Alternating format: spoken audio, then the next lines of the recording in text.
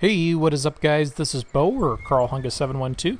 I just want to say a quick thank you to all the likes and subscriptions lately from the videos. Really appreciate it. So definitely make sure you hit that like and subscribe button if you haven't already. Like I said, I've been posting a lot of Call of Duty news, COD videos. I live stream, play some other games like Madden and Rainbow Six. So like I said, if that kind of interests you, that's kind of what my channel's about, and some tips and tricks videos as well. So like I said, make sure you like and subscribe. Today I figured I'd go over some new news that we got in regards to Call of Duty 2020 Black Ops Cold War. And of course, this is from Tom Henderson. He's a very reliable source. He's been leaking a lot of accurate information about the new game. Basically, I kind of look at Tom Henderson, I look at the Gaming Revolution, and then I also look at Victor, the other leaker. And I'll leave some links down in the description if you guys have a Twitter and want to follow them. So that'll make it a little easier for you. But one of the first tweets I wanted to talk about today that Tom Henderson has leaked is he stated that a lot of the specialist weapons from Black Ops 3 and 4 will be returning, but as score streaks for this year. Some of these specialists include the flamethrower, the hand cannon, the bow, the grenade launcher, and the death machine are currently on the list. Tom also states that there are currently 18 streaks in Black Ops Cold War.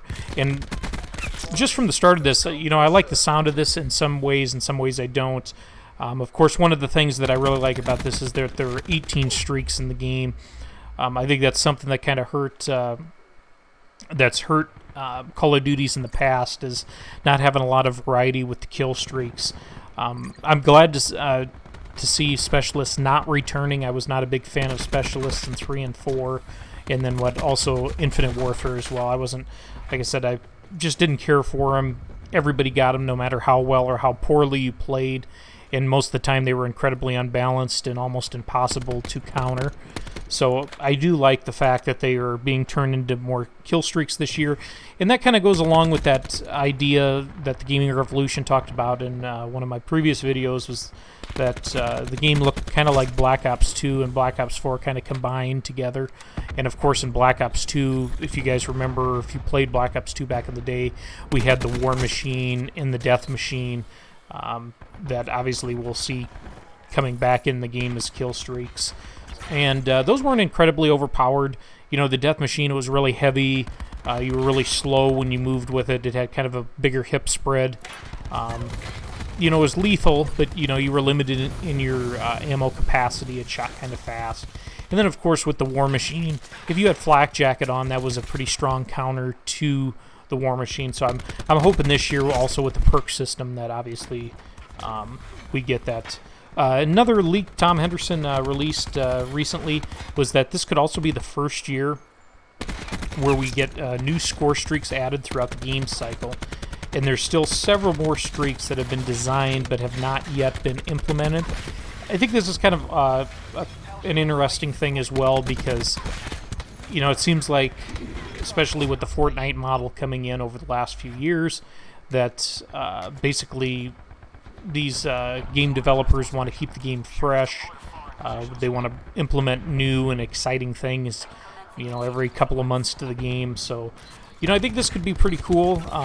Just as long as the score streaks are well balanced, I think that's what made Black Ops 2 such a great game, and also even Black Ops 3, even though I wasn't, the jetpack era was probably my least favorite time for COD, but Black Ops 3 I had a lot of fun on. Put up some really good numbers on that game, and But I think what made 2 and 3 such great games was the balance. If you use kill streaks, there was always a counter to it. If you had explosives that were quite powerful, there was always a counter to it. If you had flashbangs, stun grenades, shock charges, different things like that, there's always a counter to it. So that's one thing that's nice about Treyarch, is usually there's a counter to it. There's a little less in Black Ops 4. Cold-Blooded didn't work for shit, and some of the other perks weren't the best. But that's the only thing that worries me with that, is just as long as the game's well balanced, and also hopefully they don't implement a system that was similar to kind of the Black Ops 3 days, where you kind of had to pay for everything. So hopefully hopefully that's not an issue, but I'm definitely excited for it. And one of the other big things I kind of wanted to talk about today is that another tweet from Tom. He stated that we have Black Ops 2 styled 3-lane maps. Those are back, and multiplayer maps are a bit smaller than the previous years. So this was of course, in regards to the 4v4 competitive scene. If you guys watch competitive COD the last few years, competitive COD has been actually 5v5. Throughout history, it's mostly been 4v4 until the last couple of years, and now this year we went from 5v5 to 4v4. So these smaller maps, these Black Ops 2 styled 3-lane maps, should work much better with the 4v4, and I'm going to guess that'll also help with the 6v6 to hopefully keep basically gameplay kind of fresh, kind of faster paced. Obviously, if you played pubs this year with Modern Warfare, a lot of times pubs were a bit slower. Of course, if you played competitively, which I did some this year, not as much as I used to, competitive was quite fast-paced, but pubs were a bit slower. And he also goes on to say, just to clarify, multiplayer is 6v6 and not 4v4. 4v4 is just for esports.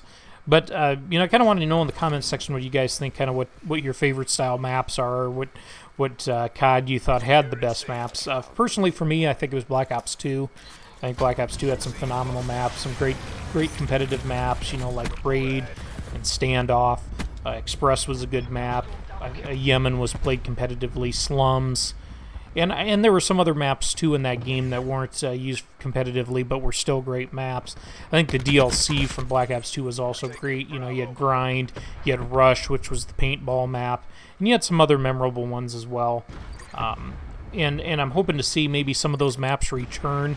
Obviously, I want fresh, new maps, but, that's one thing that worries me, is that another quote that Tom had here a little bit ago was basically that the new game's going to have around 10 maps, which kind of again, that part worries me a little bit here with the game, because, of course, going back to World War II, or those who played World War II when it launched, there was only, I think it was 9 maps. I'll have to go back and look again, but it was around 9 or 10 maps.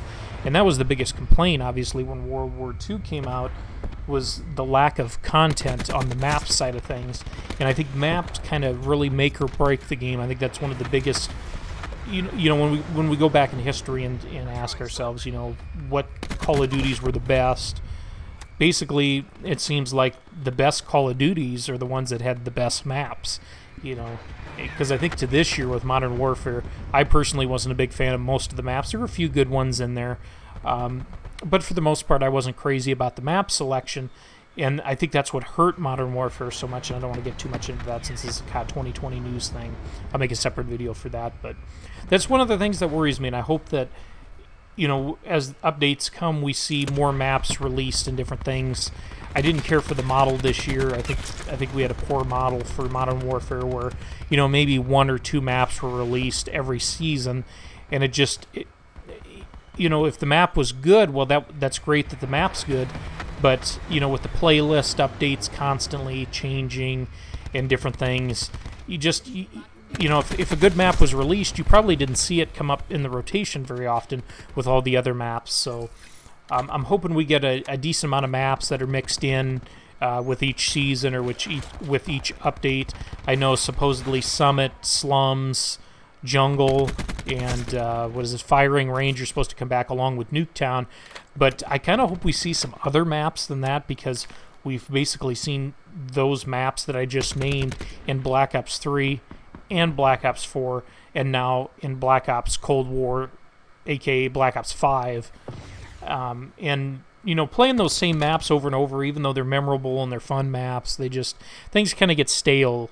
So I'm hoping that we see some other maps brought back, like Raid and Standoff, which were brought back in Black Ops 3, but again, they just didn't play the same because of the movement system. Obviously, we had wall running, we had the jetpack system, so they didn't play quite as well. So if the gameplay slowed down a little bit to maybe Black Ops 2 level speed, I would like to see some of those other maps brought back, and even some Black Ops 1 maps, Radiation, and I remember the movie theater map. I never played it, but it always looked like a lot of fun.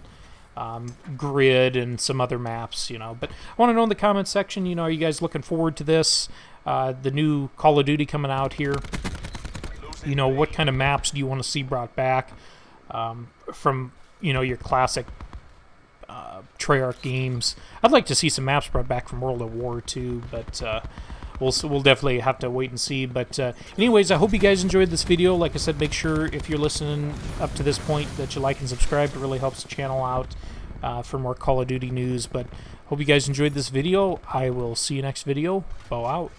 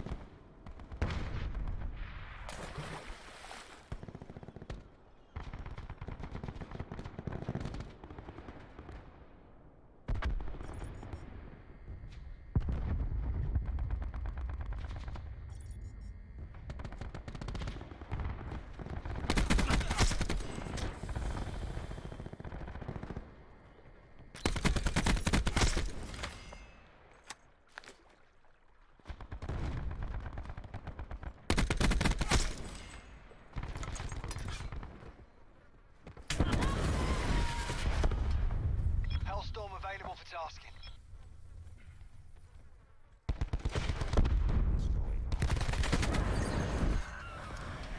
Sniper helicopter above. Flag orders received. Drone squadron on station.